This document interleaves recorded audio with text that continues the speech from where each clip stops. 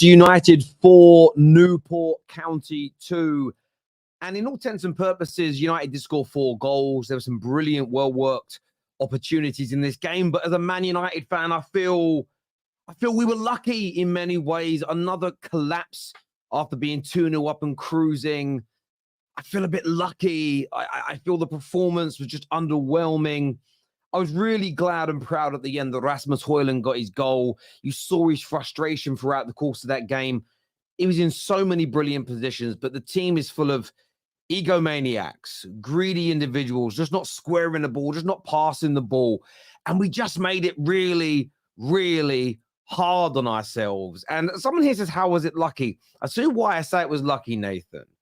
Because we allowed a team in League Two to push us very close, to make us exceedingly nervous. And if this was a one-off performance, if we hadn't lost 14 of our previous 30 games, you could say magic of the cup. But Man United have been absolutely disappointing.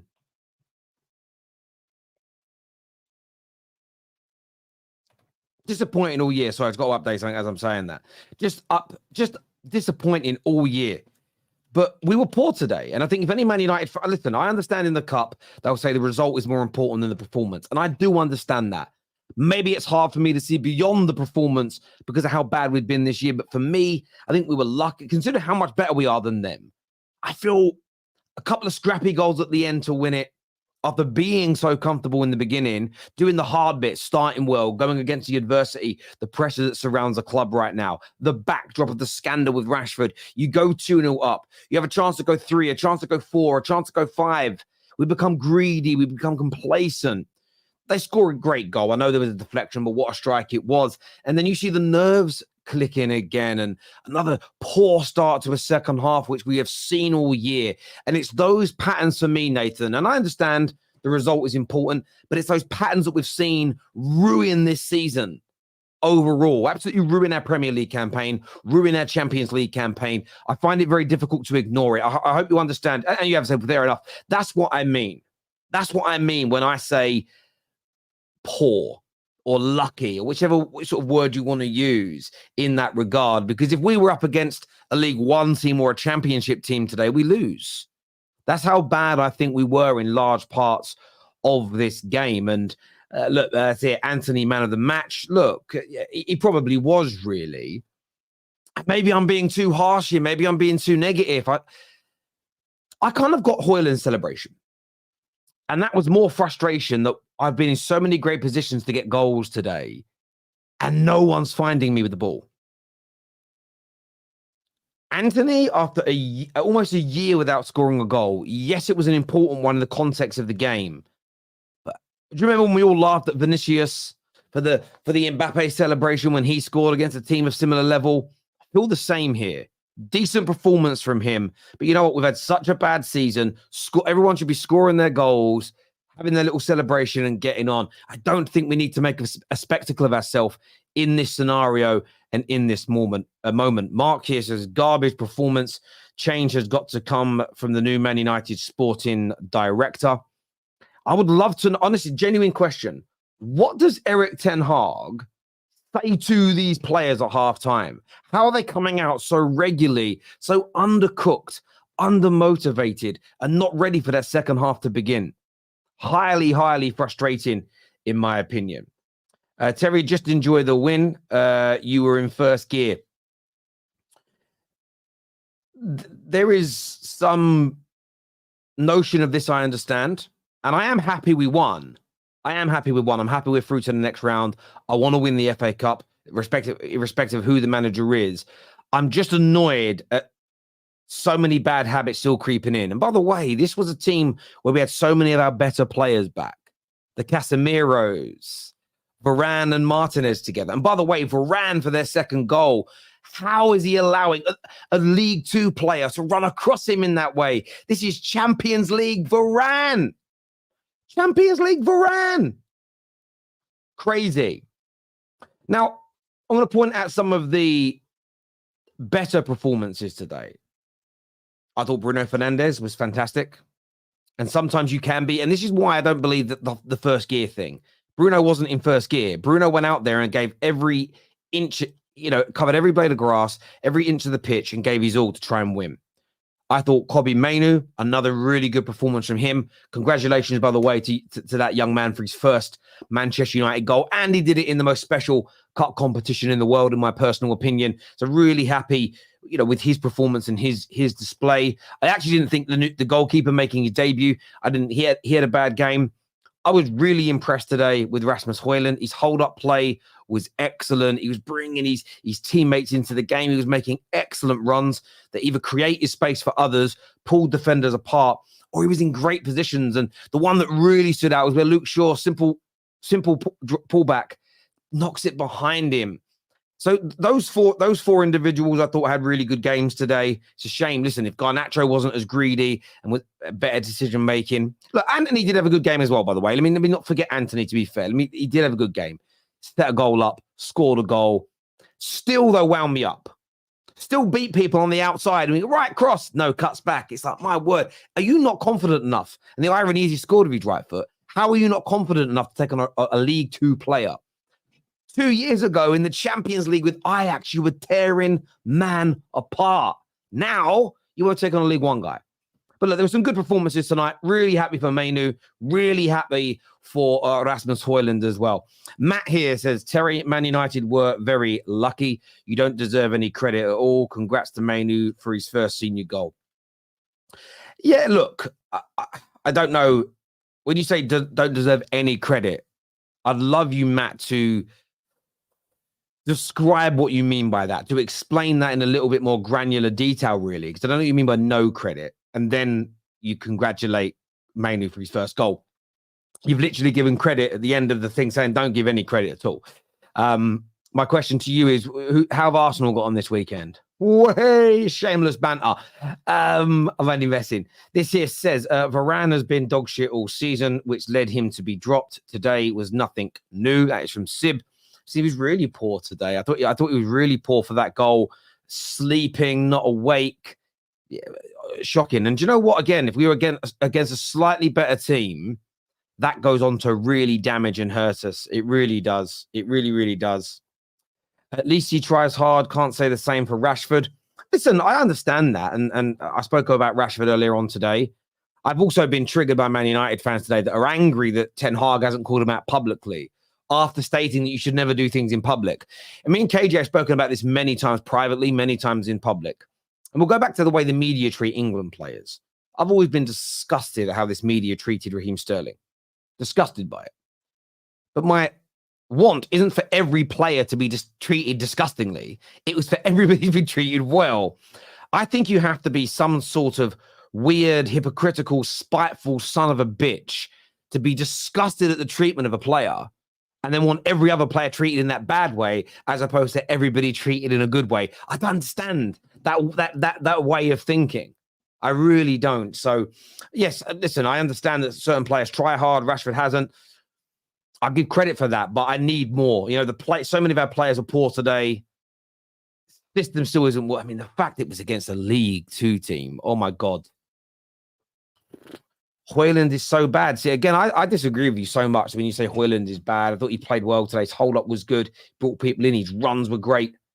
No one's claiming he's R9. Nobody's claiming he's the next Maradona. But he is a solid, good quality number 9 that with the right kind of creativity into him, he'll score goals. And look, 8 goals so far this season. A lot of people told me that he genuinely wouldn't get any more than sort of 9 goals that he scored last year as an example. And so far, he has done that. So yeah, from my perspective, I've been really happy with him.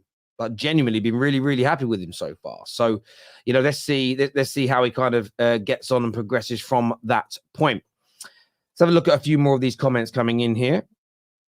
Let's have a little look at what you're saying. Haters were, as usual, crying because they all turned in at 2-2, ready to try and banter United fans. Oh dear, they went wrong for you, didn't it? Have a good evening, United haters.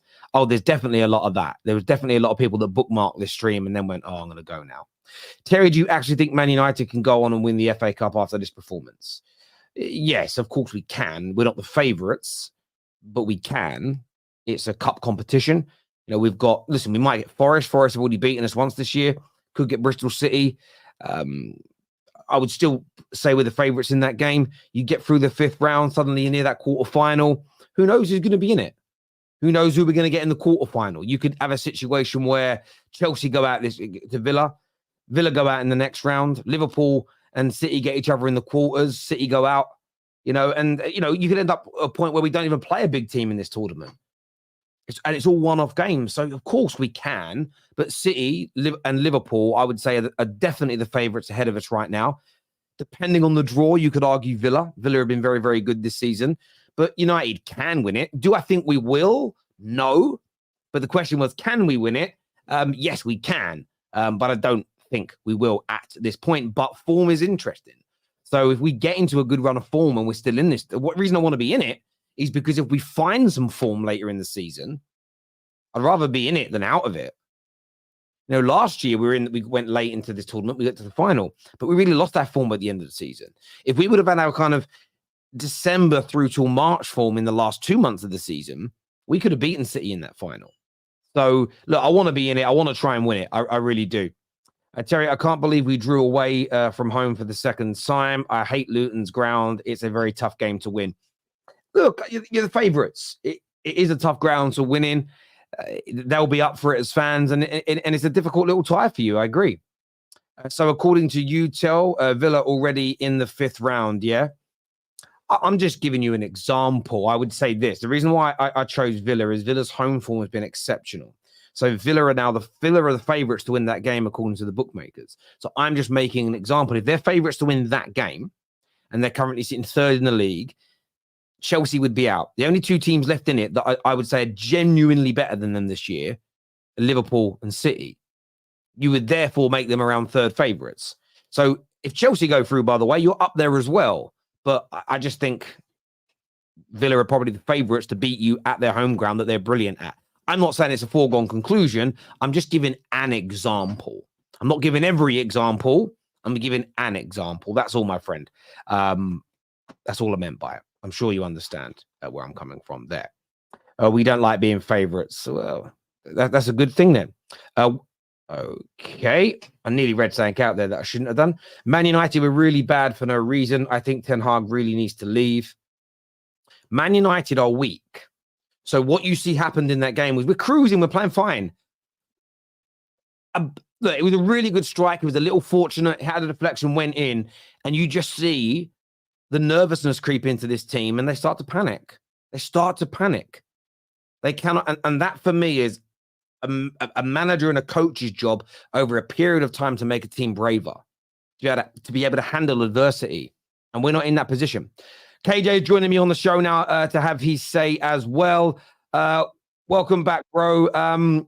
Look, I know it wasn't the greatest of performances. We win the game, but we were 2-0 up and cruising, and then suddenly dragged back into a dogfight for large periods. What's on your mind, mate? We make it difficult for ourselves all the time, and it's just frustrating. A little bit of a wobble, and you allow a League Two team who's 16th come and show you how to play football for large periods of that game. It's embarrassing. It's about the scoreline flatters us really, because Newport easily could have also had two more goals as well the way that they were playing, and we can't be having this as Man United. Like, their levels is not good enough. A lot of those players on that pitch, I look at them and it's like, you look like you belong with these men.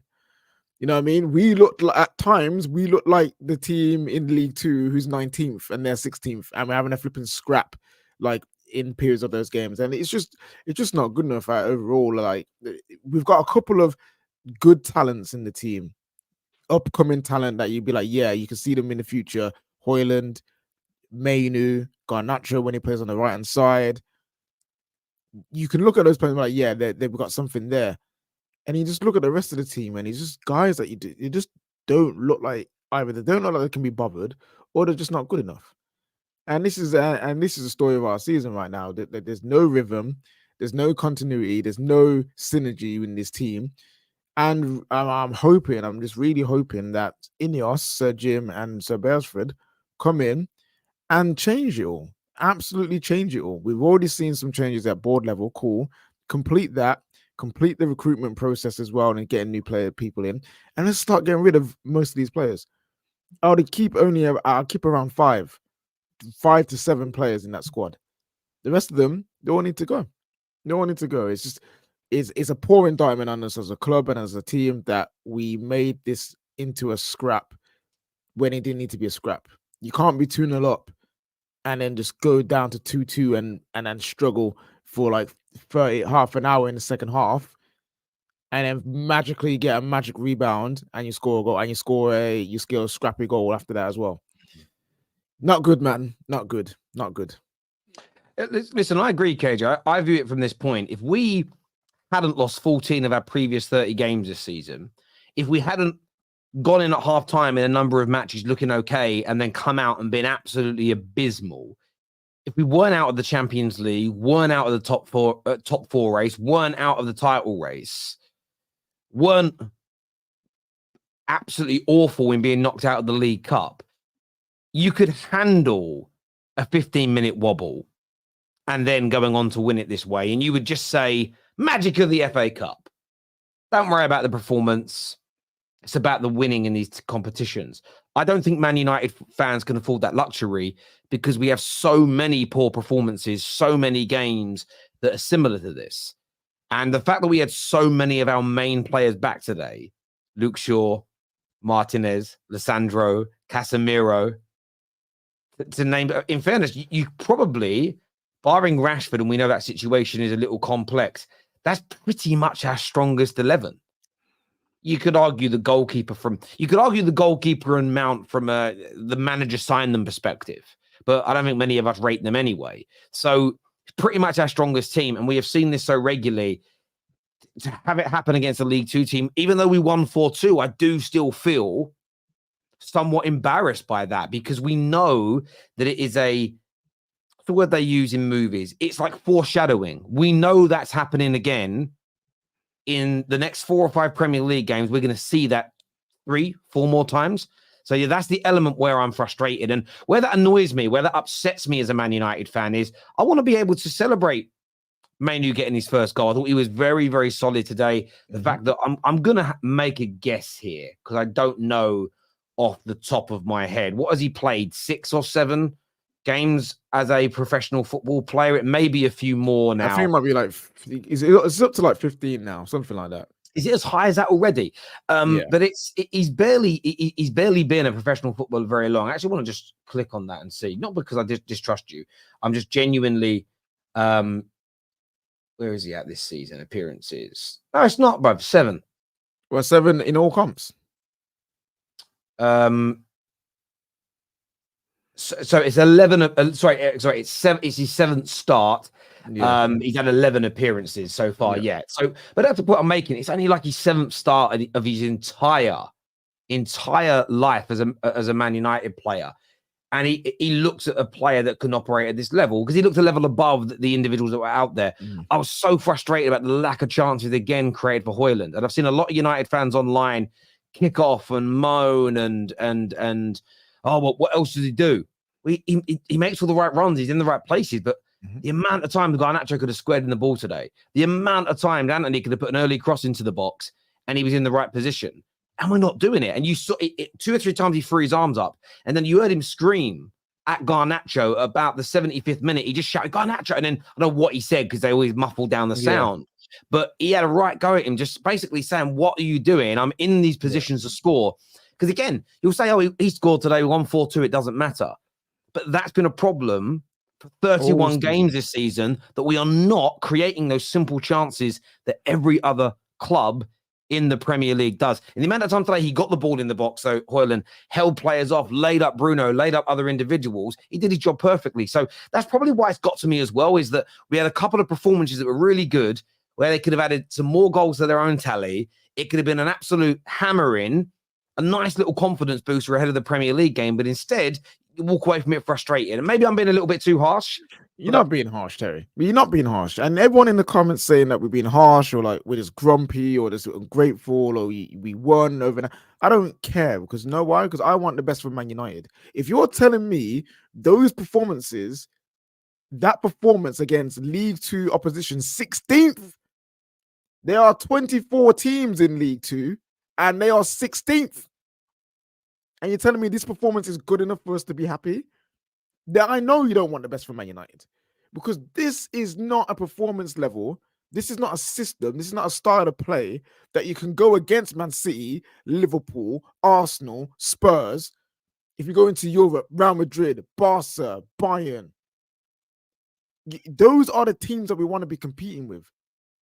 We are making Newport County look like they belong with us. That's how bad we are. So yeah, I'm not going to be happy about that, because we should be cruising through. If we won 4-2, but we scored all of our goals first, and they scored 2 screamers, and it's 4-2, I'm cool. Because I'm like, we played really well. Fair play to them. They scored 2 screamers. It happens. But the first goal, deflected goal, cool. I wasn't upset about that. It's the second one, their build-up play. Why was there 2 players up front against 2 of our defenders? It was 2v2 for that goal. It was a long ball, control, big switch, quick switch into the center of the pitch, and he's there with he's one-on-one, holds it up, plays out wide, crosses it in, boom, goal. Why is that happening? Why is that happening? Things like that, we can't be letting that happen. What will happen in these circumstances is some will say you can't blame the manager for this. But I look at it and think, well, this has been all season. So why? Listen, I'm someone that thinks there's a really good player in Garnacho. I don't think you've been being coached right. I genuinely don't. I couldn't understand why Ahmad didn't come onto the pitch much sooner. I'm not too sure why he didn't come on at all. He didn't come on, did he? He didn't come out at all. No, he didn't. Forson came on. Now, I've got no issue with Forson, but Ahmad's not coming on. And I know Anthony got that winner. But we could have done something there. This is why I blame the manager, because I can tell by watching we're not working on the drills for those simple cutback goals. We get in the position to score them, but we're not making those cutbacks. We're shooting from obscene angles on such a regular basis. Terry and his Ten Hag agenda.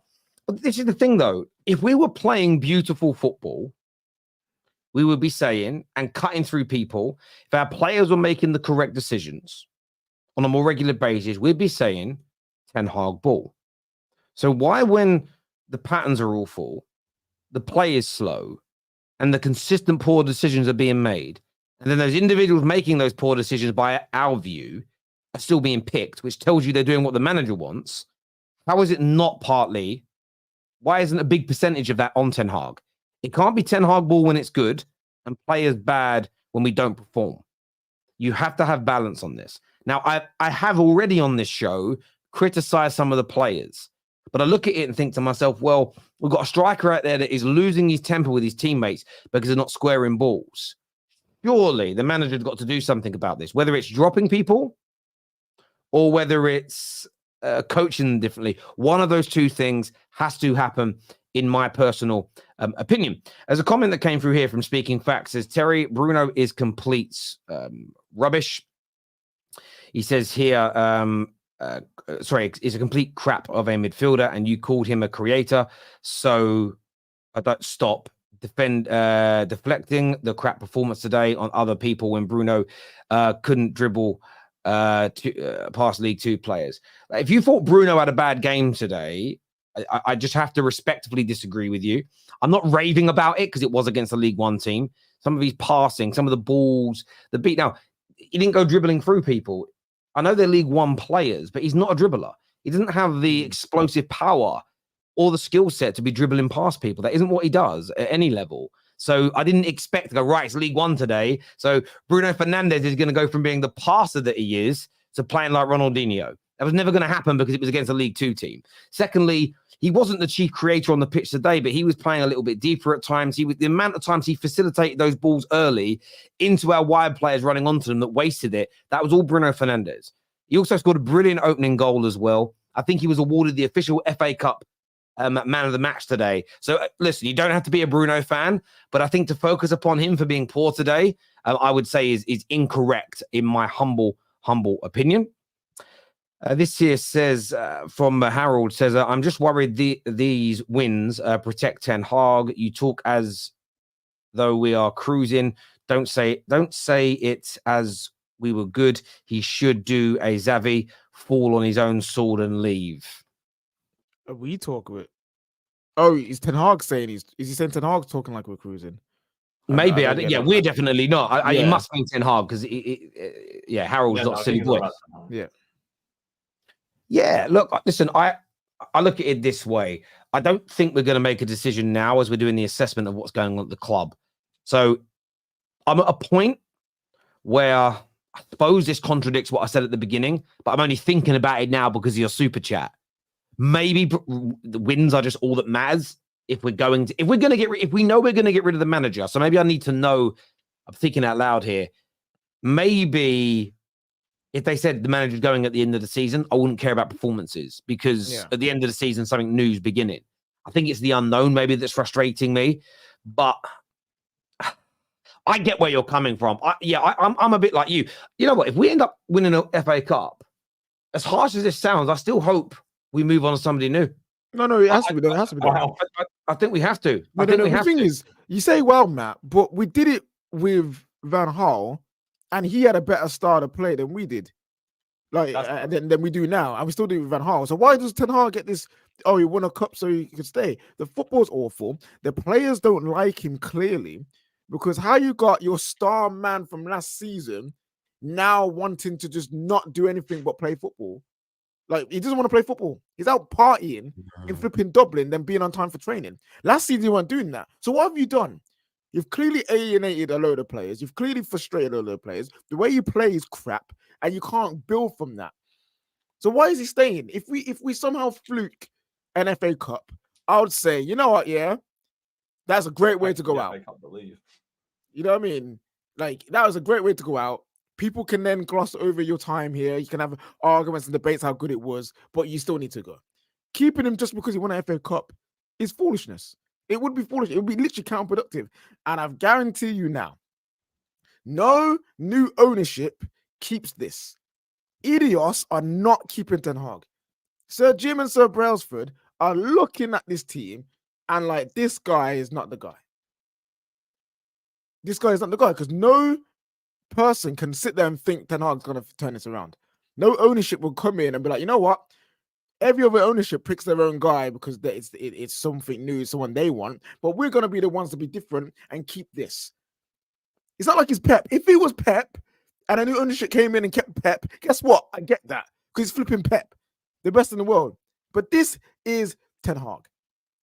And someone who really wanted him, advocated for him, it's actually really frustrating and pains me that we've got to this point where I just don't want him here.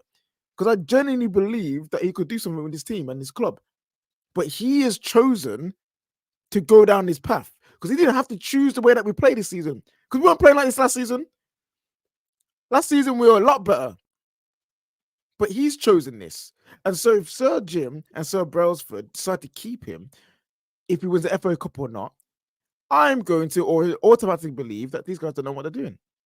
The strategic review has just been nonsense. And all I'm saying is, you think Omar Barada is as new CEO is saying, this is the style of play that we're going to play? Hell no, the man came from City.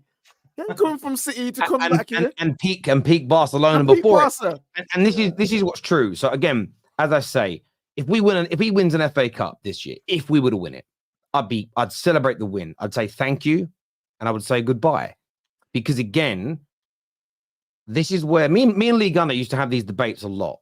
And I agree with Lee that the ultimate goal is to win trophies. But that can't be the framing or the spectrum that you look through, and that, or the only element that you assess a team in. Because we are nowhere near winning the Premier League. Our football isn't good enough to win the Premier League, and there are major problems to the club. You can win trophies when there's still problems. What you can't do, and it's been proven over a decade at United, is compete for the Premier League. Now, if someone said to me, Terry, you can win the FA Cup this year, but be where you are in the league, or you can start again, but definitely challenge for the Premier League with no guarantee of a trophy, I'd pick challenging for the Premier League.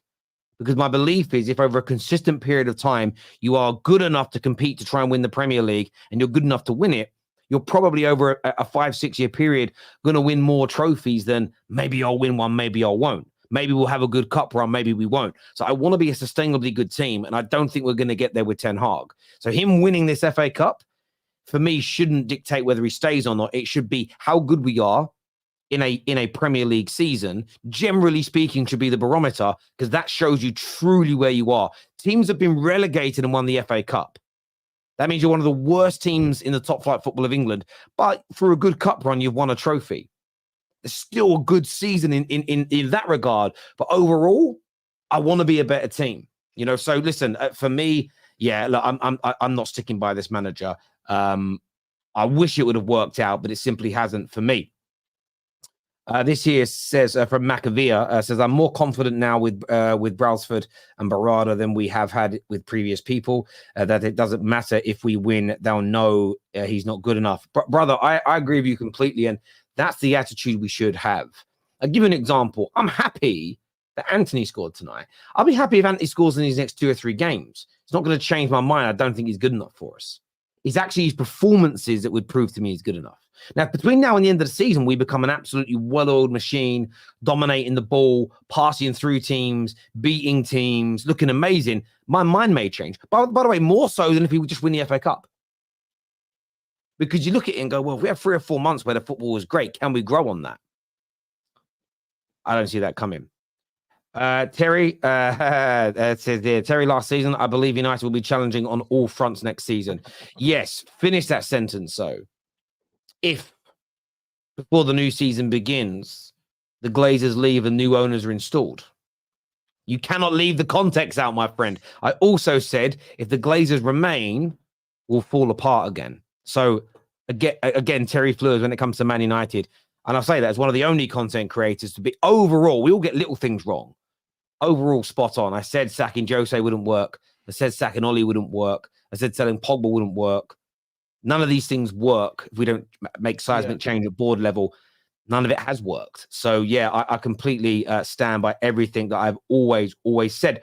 I wanted to ask you about I'm going to come to you in a minute, Matt. I wanted to ask you about Rasmus Højlund tonight. He gets another goal, 8th goal of the season, which, you know, it isn't groundbreaking and everybody's talking about him as the best striker in the world, but it's another goal added. But he was very frustrated tonight with the lack of service he was getting from his teammates, KJ. I feel for him, man. I absolutely feel for him. Because what more can you do? He's battling defenders by himself, normally 2v1 most of the time. He's holding up the ball. He's laying people in. He's making the correct runs that he needs to make. And yet, they can't find him.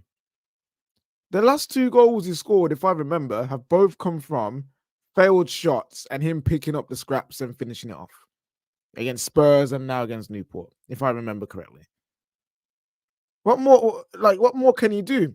If you're not feeding him, we can't even say if he's good or not. Because we don't see him enough in situations where you've got to say, yeah, he has to score that. Or that was a good chance for Højlund. Has he scored? Has he not? We're not giving none of that. And I've said this before.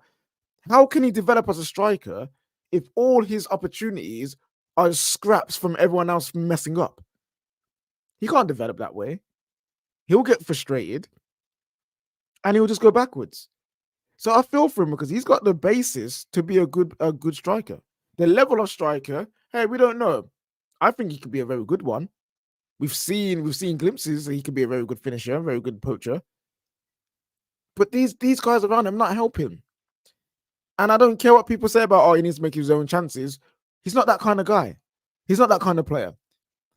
He ain't a guy to get it from the halfway line, dribble fast 4-man, and score, even though he has done that already this season against Galatasaray, I believe. Not the halfway line, but a similar kind of goal. He has done it, but he can't do it. He's not a guy who do that all the time. He's not Eden Hazard. He's not Messi.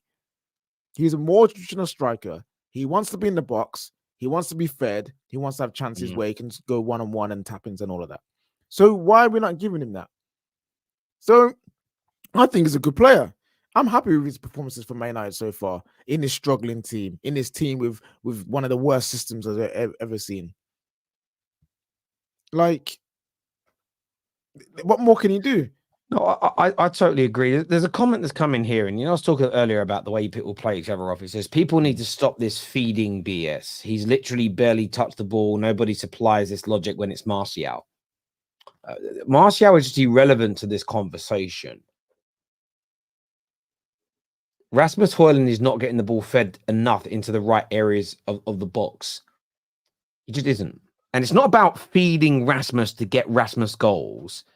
And I see this warped logic from people that love Martial around. But if Rasmus starts, I get I know what the fear is. If the ball gets fed into those areas and Rasmus scores, people will be able to. Some people will use it to shit on Martial. They will. Some idiots will. That's see, we got a proper striker now. The ice cold Martial was missing this or never fit, whatever it is. Some idiots will use it as a stick to beat Martial with. So Martial FC come out ahead of time and act like what we're saying about the supply into Rasmus Højlund is down. Now, Rasmus Højlund and Martial are different players. Martial can do things when he's fit and when he's in form. The Rasmus probably never will be able to. He isn't as good with the ball at his feet. He's not as good a dribbler. He doesn't have the skill and the technique and the ability to beat a man in the same way. No one's claiming that. But that's an irrelevant point. No, his job is to be the number 9. He's more of a target man, number 9 for Man United. And he makes brilliant runs into really dangerous places. But what he needs a large percentage of the time is the right cutback or the right through ball. And it isn't coming regularly enough. So just because certain people didn't defend Martial how you wanted, doesn't mean you shouldn't talk honestly about Rasmus Højlund. Remember what I said earlier? Say you think that Martial's been treated like this down here, no one's giving him respect, and you want him to be respected. Why are you echoing that what you believe to be poor analysis and poor behavior by doing the same thing to somebody else? That type of eye for an eye mentality, I personally find crazy. I really do, my friend. And we need to, you know what? People forget this about Martial. We need to remember he has been defended. He has been one of the most defended players at Man United in a long time. Him and Rashford, both of them, have been defended by 2 different sets of people, but the defense has been there. I remember after the 19-20 season, after the lockdown season, he obviously just scored his 23 goals or 22 goals in the season. Everyone was buzzing. Everyone was happy. The next season, he goes on to score 3 or 4 goals. But people were still like, oh, nah, it's not his fault. His body gave him injuries. People aren't playing him in. All right, cool. The next season, again, his body's breaking down. He's getting injured at the time. And when he does play, he's looking slow and sluggish. Oh, no, he just needs to get up to speed, man. Like, the ice cold Martial will be back. So he has been defended for time and time and time. Yes, some pundits have been going at him. But guess what? He has not been delivering the way that he was in 1920. And that's 4 years. He hasn't been delivering for 4 years. So yes, people are going to be on his ass. Marcus Rashford has done more for Man United than Martial, and people are on his ass. So what do you think they're going to do with Martial? Both of those players deserve criticism. So you don't need to bring him up when we're talking about a new player in his first season adapting to the game. Because he hasn't been here failing for 5 years like everyone else. He's just got here. So people need to stop this revisionism of Martial's never been defended. He has been defended. When he first came to the club, defended. Second season, defended. Third season, defended. When Jose was here, wanted to sell him, we were saying no. The fan base was saying no. And the irony is, it's now we know that was wrong because it didn't go the way we wanted it to. And I still want to defend Martial. The only reason I'm not defending him is I don't believe we'll ever get him back to the best of his abilities. And I don't think he's ever going to be that player that we expected. So as a club, we've got to move on. This year says Blood. Thanks for that. Griezmann would do better than the scrub Højlund. Well, Griezmann is better than him. I mean, that's just a and do you know what? Peak R9 would do better than Griezmann. Yes. I don't understand that. That's do you know how weird? That's like saying this. Okay, look, you got a good midfielder in Martin Odegaard. If you could get a 28-year-old Zidane in, oh my God, it'd be better. It's just yes. I mean, smart boy. Terry Højlund does not have a striker's IQ. It's that simple. So Maradon, I need you to explain to me what that means. So I'm not even going to respond to it. I want you to break down for me in granular detail what you mean by it doesn't have the striker IQ. Because we're all stating, I think a lot of us believe his hold-up play is good, his runs are good, he gets into the right spaces, but we don't believe the balls are being played to him. So I need you. That for me is great striker IQ. Now, you saying he's got bad IQ, you need to say what it is that he's doing that demonstrates poor IQ. Let us know, Maradon, because I mean, I'm genuinely intrigued by what you've said there. At least you won the game, Terry. I'm still sad.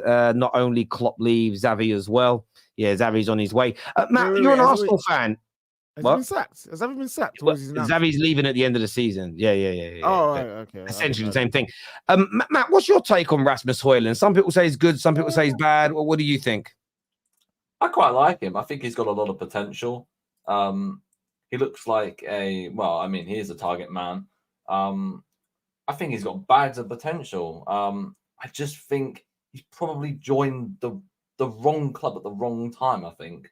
But I mean, with this new ownership, potentially he could become good. I don't understand why your wingers are not playing balls into him. I don't get that at all, because he's probably your best bet at scoring, other than like if Rashford isn't on the pitch, because I'm not understanding why our wingers are not. They're not passing to him. The reason why our wingers are not passing to him is because they play inverted and they want to be scorers of goals. Now, I like Garnacho, but I like him on the right, because when he's on the right, his game is more fluid, his game's more unpredictable, and his game's more looking to assist rather than score. So, but when he's on the left, it's like a switch. He's like, right, I need to score goals now because I'm cutting in. Anthony's just, I don't even want to talk about Anthony. Everyone knows my thoughts on him. Anyway, so these are the wingers you got. And then Rashford, the same thing. When he's on the left-hand side, he just wants to score most of the time. So we have not got wingers who want to provide for our striker, naturally. It's not in their instinct. So that's why we're struggling. And the ones that we do have that can potentially do that is either shipped off on loan in Dortmund, or he's on the bench standing up for like half an hour waiting to come on and never comes on. It doesn't make sense. It actually doesn't. And this is why we look at Ten Hag. It's like, wait, you're saying you want your striker to be getting goals. You say you want your wingers to be providing for your striker, but yet you're not playing the guys who naturally want to do that. And you're trying to force guys who want to score to do that for him. Like, it just doesn't make sense. There's a comment here from AJ. This is a narrative Haaland doesn't get chances is a myth. Go and watch the Wigan game for an example. So again, the Wigan game, he was criticised for not taking his chances. So I criticised him, KJ criticised him, the whole panel criticised him. The Luton game this season at home, he also should have scored, and he was heavily criticised in that game. But when you start breaking down his season, in the games he scored in the Champions League, we created chances for him. He scored. We created a chance. It's a little fortuitous where the ball fell to him, but he had one opportunity to score today, and he did. We only created one or two opportunities in the whole Spurs game, and he scored. In the Villa game, he screamed on a number of occasions the ball weren't threaded through to him. Yes, it fell to him in the box in a goal-scoring poacher's position, and he buried it. This man, if you create him opportunities and chances, he'll score. We've only created 20 goal-scoring opportunities for him, just shots, that is, by the way, not clear-cut chances, in the Premier League this campaign. And even if you look at today's numbers, okay, Garnacho 5 shots, Bruno 5 shots, Anthony 6 shots. Now, of those shots, as an example, he actually created 2 of those Bruno shots. But Anthony and Garnacho shot on at least 3 occasions each where they should be cutting that ball back into the box for him, where he's in a position to tap the ball into the back of the net. And it's those tap-ins and pullback goals, which all great goal scorers, by the way, the Messis and the Ronaldos, the R9s, that's where they bolster their numbers. And that's where they relieve the pressure upon the rest of their game. Because if we were doing that more this season, Rasmus would be sitting there on about 13, 14, maybe 15 goals, and there'd be no pressure on his goal scoring as of right now. There'd be none. There wouldn't be that kid from, making millions of pounds now out of his name on Instagram because he wouldn't be a meme. And it's about the team. So I get your point. He has had chances created for him, but not enough. We are too greedy up front and we shoot more often than we should cut the ball back. And we don't score enough of those simple goals. Maradon is back as well. To do everything because he is still young. He's what, 20 He's still? 20. I'm pretty sure. He's 20. Yeah. Maradon here says he has limited movement in and around the box. Again, if you think Højlund's got limited movement, you're either moving like Ray Charles or Stevie Wonder, or you're lying. Saying he can't hold the ball up. You know what? I'm going to give you some leeway on that. He's had some great times holding it up. There's been a few times where the ball's been bouncing off. He's got to work on that, so I'll give you that. He's not good in the air. We barely crossed to even know if he's good in the air. He's had 2 headed opportunities so far as a Man United player. Scored 1, hit the crossbar with the other, and does show for the ball. He only drifts out wide. So again, that's also not true. Well, but even if it is, strikers and number 9s historically have been taught to move themselves into their channels, and you do that to take defenders, namely your centre backs, away from their positions to allow runners to either invert inside or run up from midfield deep. It's a normal thing. Number 9s have always pushed out into those wide areas. So Maradon, to say he's got limited movement in the box as well, I think it's absolutely wrong. Someone has just said Haaland is 22. Excuses, Terry. Højlund is not 22. Flipping now. Haaland.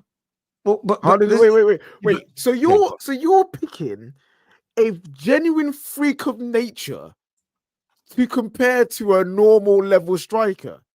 And this is the issue, Terry. We see it with if a player is not Mbappe, if a player is not Haaland, well, they're the same age as these players, and they're world class. So what's their excuse? The excuse is they're not as good as them. Well, this is the thing. Erling Haaland, in my personal opinion, is the greatest young striker at his age. 23, by the way, not 22. He's 23. Yeah. He's the best 20 to 23-year-old striker Europe has had since R9 in terms of his goal scoring.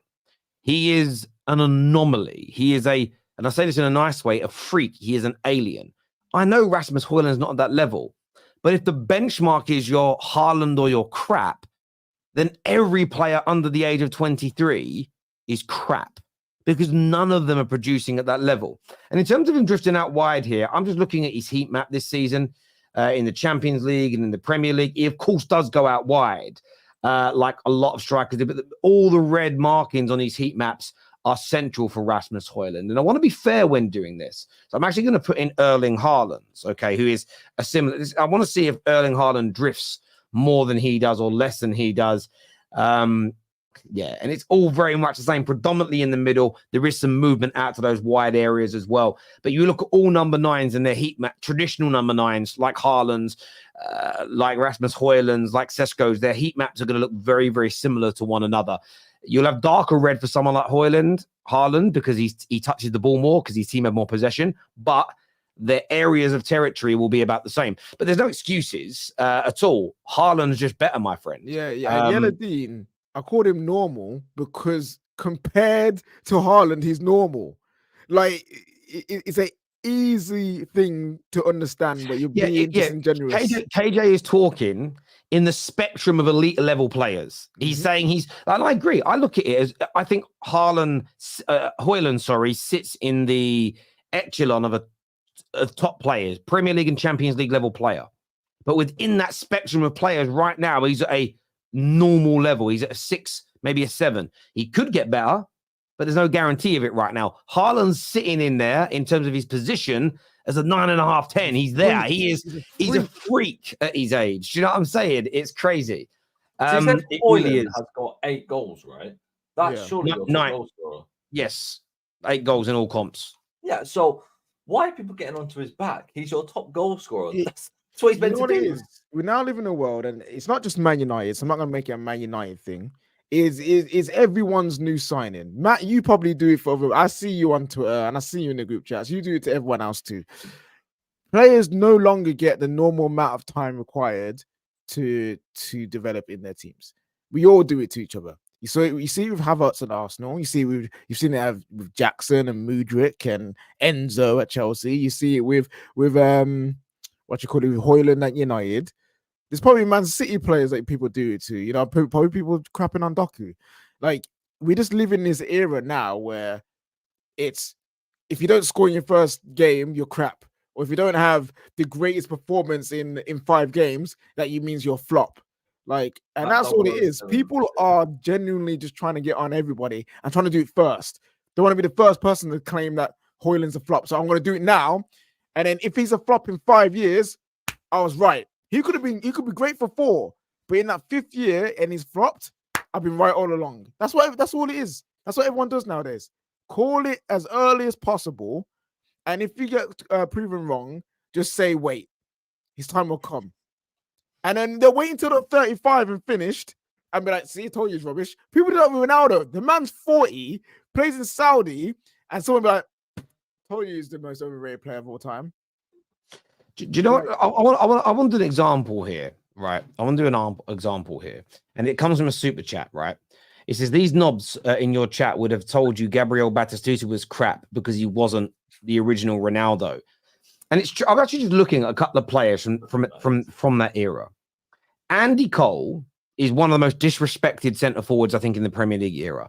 In his pomp, 41, 12, 13, 25, 24, 22, 13, 5, like goals in all comps. And this guy was rated as such a high-level striker by the world back then. Gabriel Batistuta, same era. 19, 19, 28, 27, 18, 24, 26, 29 goals for Fiorentina Serie A.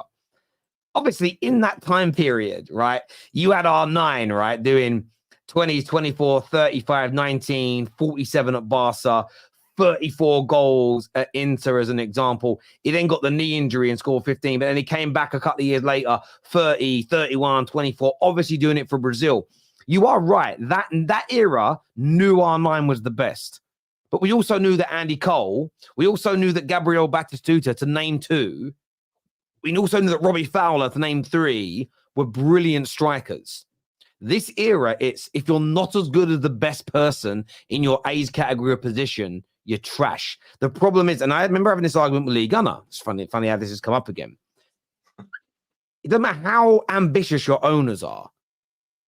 There's only 1, maybe 2 players at Haaland's level in the world. There's only 1 or 2 players at the level of a Jude Bellingham in the world. So once 2 or 3 teams have those players, there's nothing you can do to buy somebody that's as good. It's just impossible. And every now and then, a player comes through your academy or you buy them young. That's why clubs, by the way, go for young players. They go for these young players because they go, right, we can't sign the best 3 midfielders in the world. They're not available. But if we combine the next 2 best up-and-coming midfielders in the world, we have them before a rival does. There's tactics to these things. I think that's one of the best super chats I've genuinely ever seen. Now, I'm saying this about Rasmus Højlund. I think Rasmus Højlund is going to have a really good career. I really do think he will. And by the way, we're playing better football, opening teams up more, creating more chances.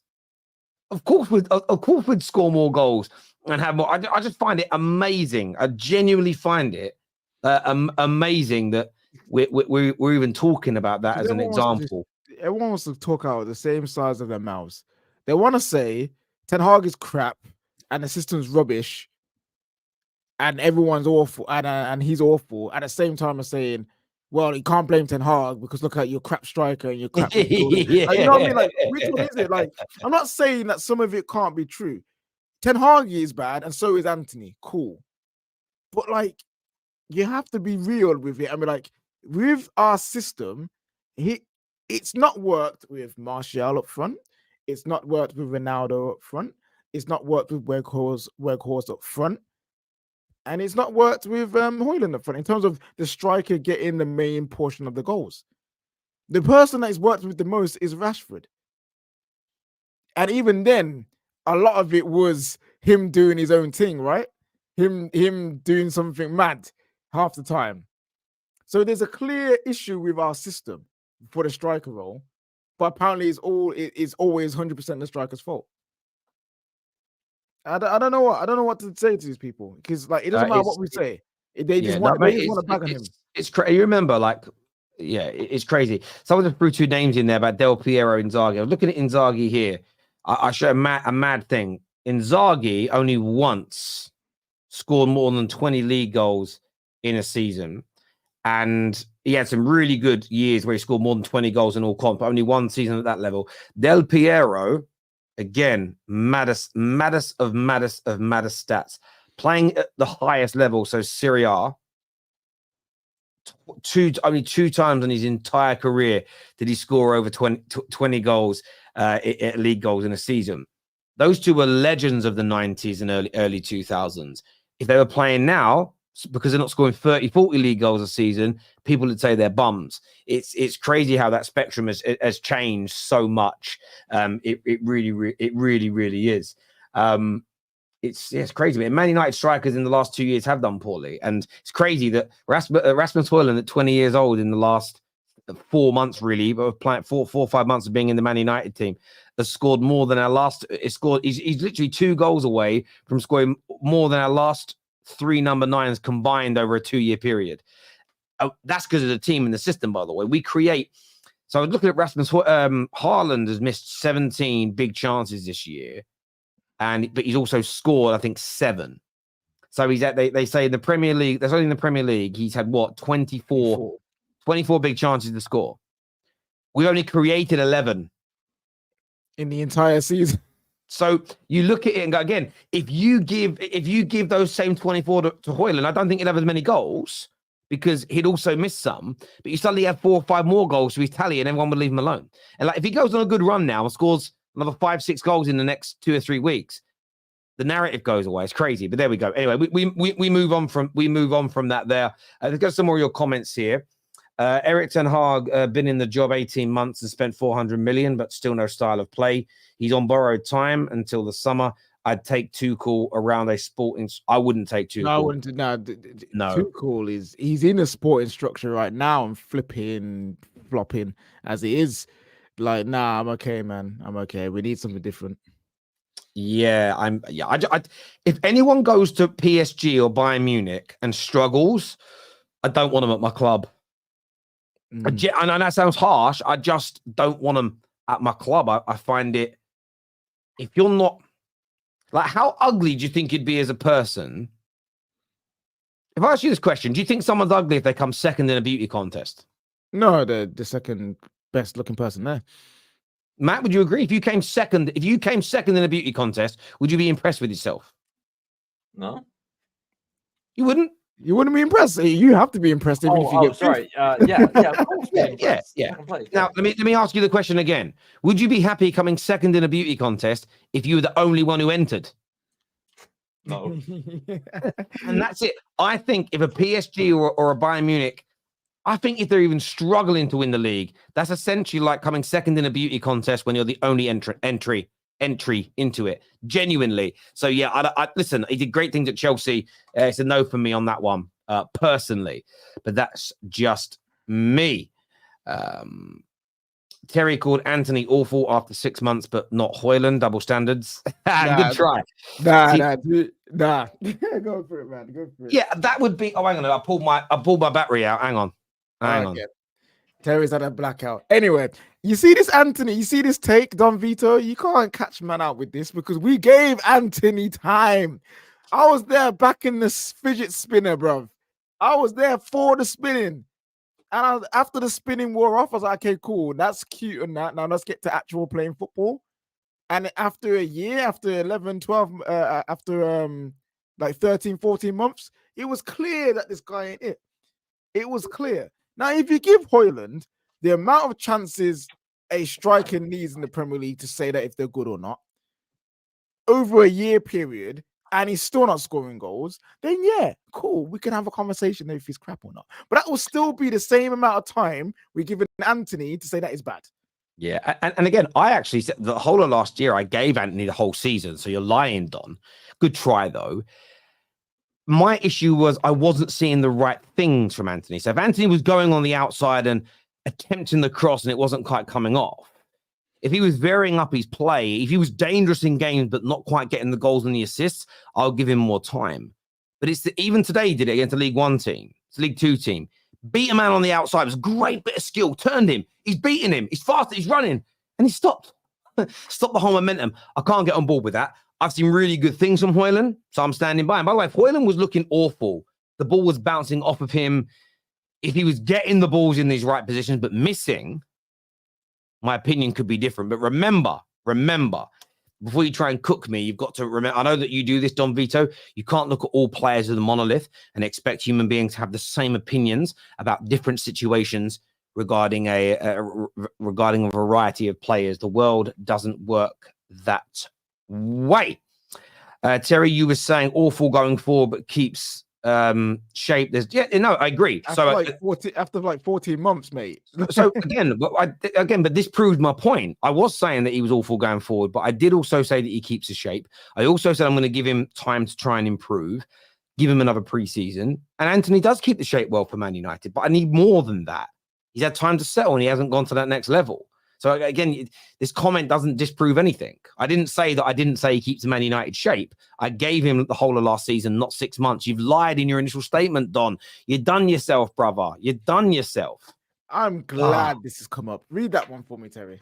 Højlund is without doubt the worst striker in the Premier League, and you lot paid 75 million for this pookie-faced dude.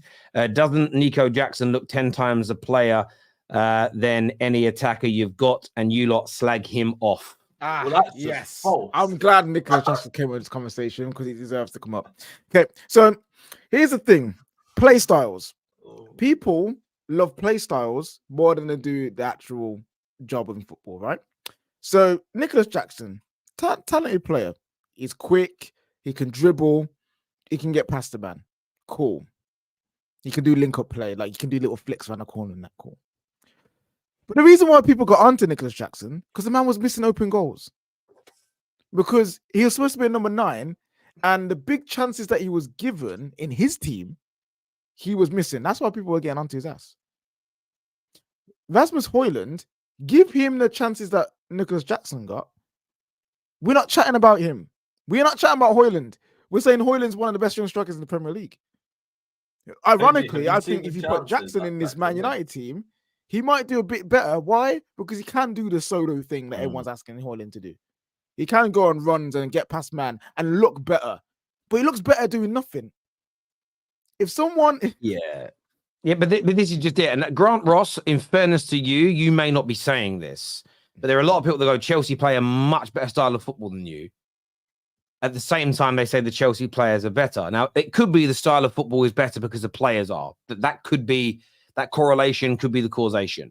It could just be, though, that we're not being trained and coached correctly. And if we get a coach in that makes us perform better, individuals will score and assist more, and it kind of narrows it down. Equally, by the way, Nico Jackson, I think he's looked a lot better since he's been moved out into that left wing. I think he suits that a hell of a lot more. So he's a winger. Interesting stuff.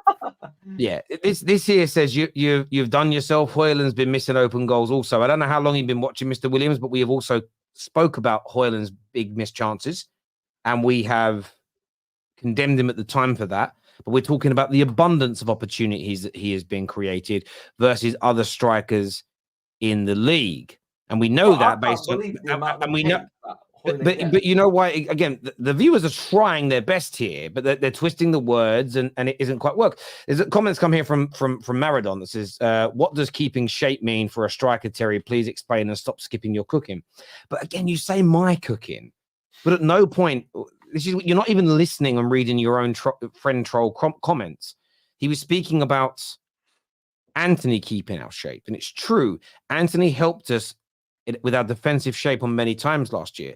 At no point have I spoke about Rasmus Højlund helping us keep our shape from a defensive point of view. We were talking about Anthony. Now, The number 9, though, does help you keep your shape on an attacking point of view.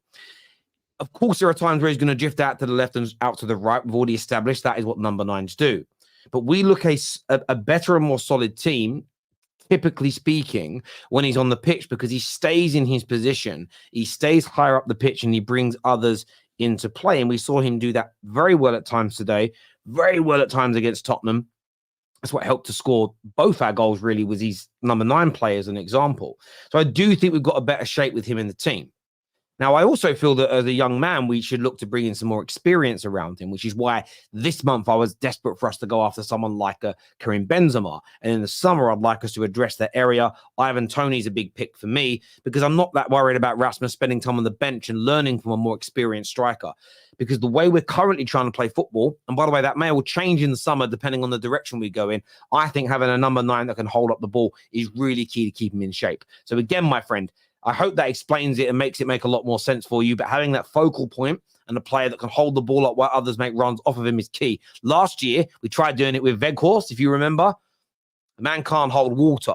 Do you know what I mean? Or score goals. Yeah. Even the chances Weghorst got. Give them the Højlund last season and we probably win the Europa League. You know what I'm saying? Like, we probably do better. It's crazy, man. It's crazy the agenda I have on this guy. And you know why? Yeah. It's because they know he's good. If he wasn't good, no one would care. Do you know what it is, Jace? It's not that I'm rising to it. I big up yourself, Jace. I enjoy the challenge. I genuinely enjoy the challenge. I find it fun. This here says that Terry, I thought Bruno is the best creator in the league. So how many? Again, when you guys try to dispute this fact, it always makes me laugh because the numbers are there that show that Bruno Fernandes has created the most chances in the league. Where have we said that he's created the most amount of chances in the league for Rasmus Højlund? Where is the claim that the chances that he has created have given Rasmus Højlund more opportunities to score than anyone else in the league? You're talking about two separate conversations. We have created a number of chances to score. And the reason why, for large parts of the season, the Antonys, the Brunos at times, definitely Rashford, Sancho in the earlier stage years, Martial when he's played, the reason they've been so heavily criticised is for the abundance of chances that they have not taken. What we're frustrated about as Man United fans is, out of all the chances we're creating, why so few for our number 9 that's in good positions? So those two things can coexist at exactly the same time, and they do. That's the element. It's all those. Whenever ESPN say Bruno Fernandes created more chances in Europe this year than any other player, they haven't said Bruno's created more chances for his number 9 Rasmus Højlund than anybody else. If that was the stat and the claim, only then would you be right if we said no one creates enough chances for Rasmus Højlund. They're not the same claim, my bro. So I see that challenge all the time, and it doesn't make sense to me because no one has made the claim that you're pushing back. So I don't get how you can have an argument that isn't being made. And crazy. And also, you can tell I don't watch Man United because this isn't Bruno when he first came in, where he's sitting right next to the striker and feeding the striker. This season and last season, actually no, yeah, a bit of last season as well. He's been asked to drop deep. He's been asked to drop deep and switch. If you watch it, he switches the play to the wingers. He ain't looking for Rasmus because he's been told not to. When he's closer to him, when he's close to him, he tries something. There's a little bit today, but on a consistent basis, he drops deep to switch the play to the wide players. So how can he be? How can you say, he's the best creator, but he doesn't create for Højlund when he's been told not to create for Højlund? I love this one here. So you're saying Bruno isn't that good and that stats are misleading? No. If that's what you heard, that's what you heard, my bro. They're not misleading at all. You're misleading them. You're misquoting them. Nobody else has. He's created chances for other people and they haven't. The system dictates where the ball ends up. And we are not getting the ball to Højlund enough, but we have created chances to score. We just haven't taken them. That's why we're struggling in the league, especially. That's it. So we've created enough chances to score more goals, and I'm happy with that. that element, but I want more chances to be created for my number 9. It's real basic maths. It's real basic ABC stuff here, and you will know it as well. Terry eats waffle sandwiches with prawns, proper posh. Do you know what's mad? Do you know what's crazy? Your mum told me she wasn't going to tell you what food she makes after I fuck her, and now she's out, and now you're out here exposing yourself. He's funny. Oh my God. Sorry, Manny. You've been giving me shit for hours. I thought I'd give some back to you. Bruno isn't creating the right chances. Again, I would like him to create some more for Rasmus, but he is creating the right chances. You know, he's getting the ball to players into positions where they should be scoring from. He's doing his job. I think a lot of the chances that should have gone into Rasmus this year when the ball's been in wide positions and players are shooting and not coming back. That's my view. Debbie here says, Manny says, lol, rattled. She was. Sorry, you're walking into it.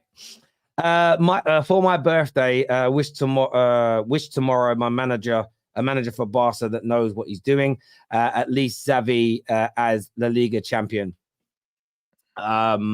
Yeah, he did win the league last year, but you have to say, Debs, Lee Gunner was right. Lee Gunner was right when it came to that as well. No, he was right but wrong, because he said he will get sacked in Christmas. He will get sacked in December. We are currently in January and he's still here. So, yeah. Look at this. This is a weird one. Weird how Terry hates on Bruno, but defends Hoyland. Me hate on Bruno. Do you know one thing I love about YouTube? And by the way, Manny, big up yourself for taking that on the chin, same as I'm taking it. It's a little bit of banter, my friend. But do you know what's mad for me? How some people hear things I've said as I hate Bruno. What have I said that's hating on Bruno? Honestly, I'm surprised. I don't even know. You're married to him the way that you defend him. Flip it out. I don't know. Bruno is creating loads of big chances. The wide men aren't converting. Yeah, it's relatively simple. Bruno just has zero composure. People will say defenders made good blocks, but I say that's just poor IQ. I mean, look, we've spoke about this experiment, and one day the Football Terrace will do it, where we'll sit down. People that think Bruno's got bad IQ, and for the mistakes that he makes in their eyes and what they say is bad IQ, we're going to note down what these things are. This is what I wish we had the time and the money to do it. You note down what people consider bad IQ for him and for Rashford, and then you watch multiple other players for a prolonged period of time, and you mark down every time shots are blocked or they square a ball and a player misses. Anything that you say is bad IQ, and then you work out how many times per game Bruno's doing it versus his peers, and then you really would work out whether your eye test says that's bad IQ, how much that player is doing it exponentially versus his peers.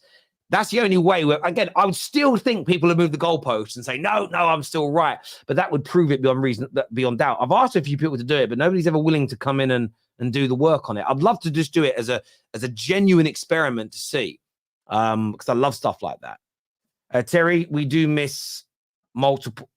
Do we miss multiple clear-cut chances per game?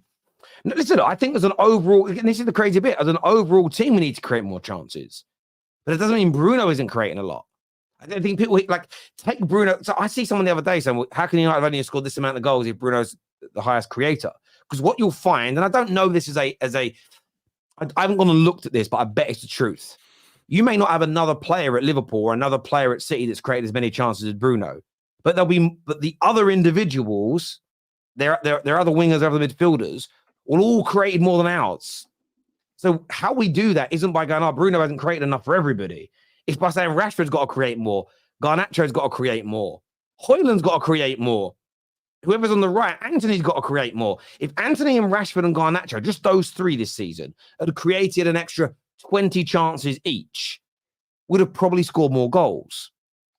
It's them that need to do it, not Bruno. That's what I don't understand about that. I don't know. Maybe no, I get it. It's same with I had an argument with Souls in the chat about Harry Kane and saying, it's basically saying, well, he's the reason why Bayern aren't winning the league this year because he's hindering the team. And I said to him, but he's the top goal scorer in the Bundesliga with 22 goals. What more can he do? Goals don't mean anything. His goals don't mean anything if they don't win. But it's like, but what happened to the other 10 players on the pitch who clearly aren't doing their jobs? There's only so much one player can do. So instead of saying Bruno, create every chance for Man United, like you say, why isn't all the other players around him doing their jobs as well, which is also to contribute to the team? Like, and that's the thing. Everyone, if Bruno wasn't making any chances, I would get the stick that he gets for creating chances. But he's doing it for people. I'd rather our front three and Bruno create 20 chances each than Bruno get without even looking. I again, my eye test works. I'll tell you why. So I looked at Man United and City, because City are the highest creators in the league. So Alvarez has created the most amount of chances per game on 2.4. Phil Foden 2.1. KDB, even though he's only played 2 games, 2. Bernardo Silva 1.9. Doku 1.9 per game. Jack Grealish 1.6. Rodri 1.1. Haaland 1.1. That's the top 8. Go to Man United's top 8 this season.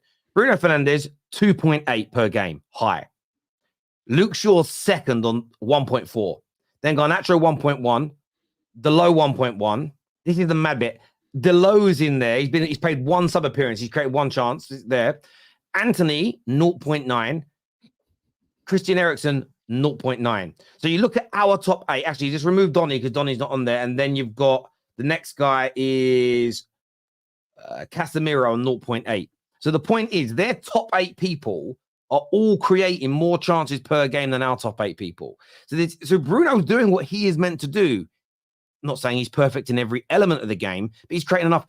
What we need is, it doesn't matter who the people are. The person in second, we need them up to over 2 per game. Person in third, over 2 chances per game.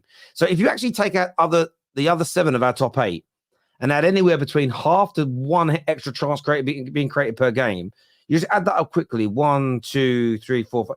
That would be an extra 5 chances created per game. Over a 20 games so far. 20 times 5 is what? It's 100. That'd be 100 extra chances, unless my maths is off.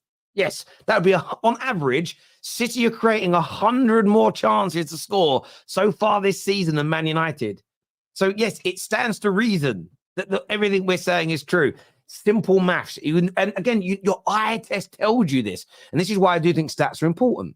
I didn't need the stats, but because I knew we didn't create as many chances per game as City. But I know that Bruno does because I see him do it. Bruno's doing his job creatively. The rest aren't. Simple as that. Listen, I want to thank everybody that's tuned in, especially my trolls. I find you guys amazing. I genuinely love you from the bottom of my heart. Every player should be under threat with Omar. I agree, Ronnie. I agree. I want to thank everybody that has tuned in. Thank you. Take care. Good night. And Manny, let her know I'll be around in about an hour. See ya. Bye, people. Peace.